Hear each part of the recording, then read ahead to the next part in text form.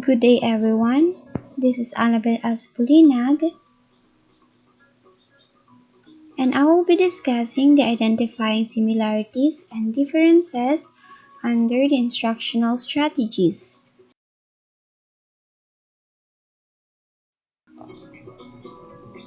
Now, what is identifying similarities and differences mean?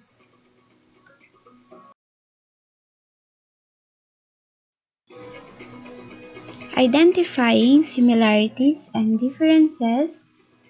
This is when we first compare information. Second, sort that information into categories. Third, make connections to information you already know. So simply put, that identifying similarities and differences help us make sense of the world. We ask, is this like that? And by answering this question, we enhance our existing mental representation or abstract schema for the information. So this helps us to understand more complex problems by analyzing them in a simpler way.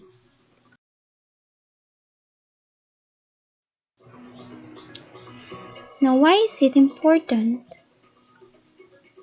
Identifying similarities and differences makes sense of the world around us.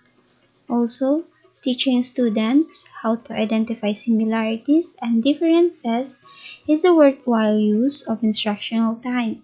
So, as what I have said earlier, identifying similarities and differences makes sense of the world around us.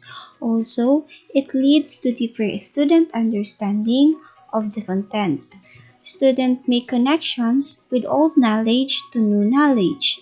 The brain works by building connections and associations constantly. So the brain of our students remembers more easily the things that are unusual or different. Here are the four types of strategies for identifying similarities and differences.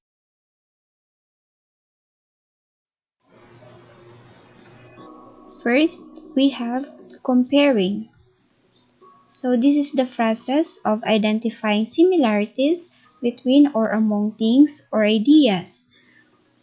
Or this answer the questions, how are these things alike? In comparing, students ask themselves, what do I want to compare, or what things about them do I want to compare, or how they are the same. Also, they ask, how are they different?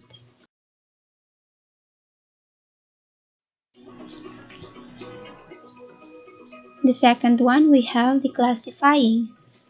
So, this is the process of organizing things into groups and labeling them according to their similarities, or this asked question, how can we group these things based on how they're alike? So, in classifying, the students commonly ask themselves what to classify, or what things can I group, or how are the things alike?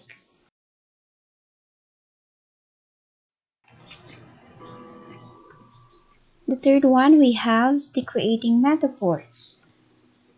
So this is the process of identifying a general or basic pattern in a specific topic and then finding another topic that appears to be quite different but has the same general pattern, or this answer to a question, what two unlike things have similar patterns?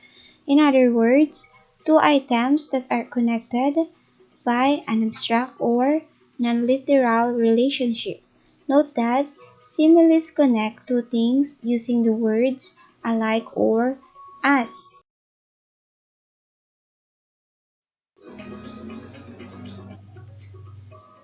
The last one we have creating analogies. So this is the process of identifying relationship between pairs of concepts, identifying or identifying relationship between relationship, or this answer to a question, what things have similar relationship as other things? Say for example, the word happy, sad, big, small. Happy is to sad as big is to small. So happy and big are opposites of sad and small respectively. Here are some of the examples of instructional strategies along with identifying similarities and differences. We have compare and contrast, similarities, and differences. Next we have the comparison or contrast metrics. We have also the T-chart.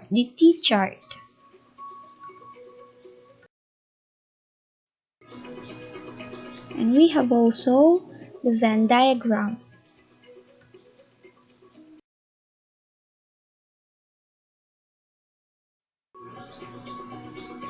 Next, I will be discussing the matching activities type of formative strategies.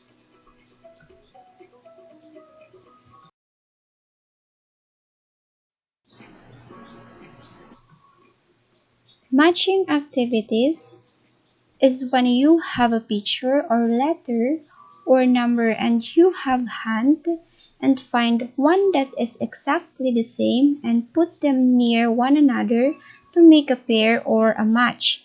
Matching activities is great for brain development. So in matching activities, this helps kids work on visual discrimination and problem solve to find a solution, wherein visual discrimination is important as kids learn to read and write. Matching activities also help kids use their memories.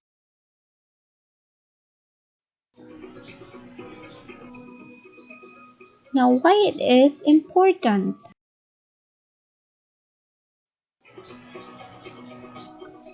It is important because it brings about deep concentration, which is calming and deeply satisfying for the child. Also, it provides an opportunity to master a skills, and through repetition, they can demonstrate a mastery of that skill. Also, it allows a child to demonstrate their knowledge. It helps a child to find order in the world around them. Lastly, the child is given opportunity to problem solve.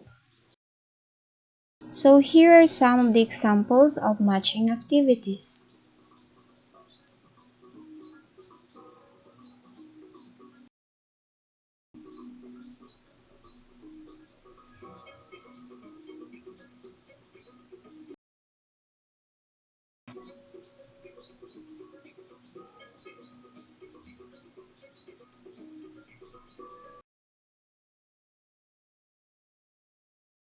That's all for my report.